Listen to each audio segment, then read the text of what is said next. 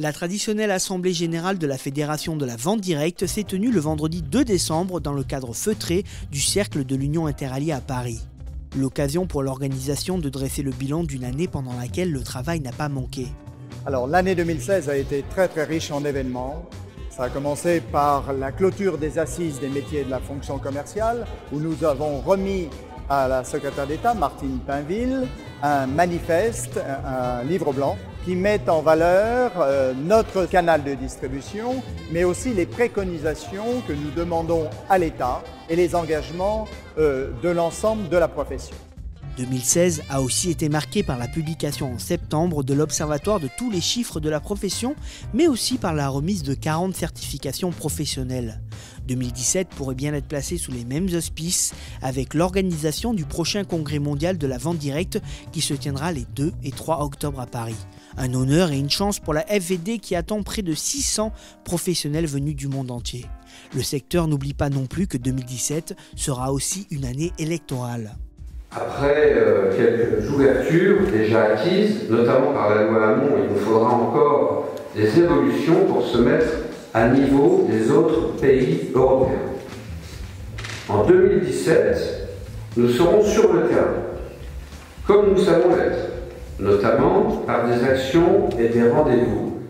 Dans cette perspective, Muriel Réus, fondatrice du mouvement Les Femmes avec Fillon, était l'invitée de cette assemblée générale. C'est un secteur sur lequel je vois énormément de points communs avec le travail que j'ai effectué depuis plus d'1 an aux côtés de François Fillon au travers du mouvement Les Femmes avec Fillon. Vous savez qu'on a beaucoup réfléchi sur la condition de la femme, nous avons beaucoup réfléchi sur tous les phénomènes d'égalité hommes-femmes et je constate que dans votre profession, certains des aspects qui sont pas très au point, on va dire, dans le monde professionnel d'aujourd'hui, sont chez vous des atouts. Alors, il y en a un qui me paraît essentiel, c'est cette égalité salariale. Les femmes gagnent autant que les hommes dans le milieu de la vente directe.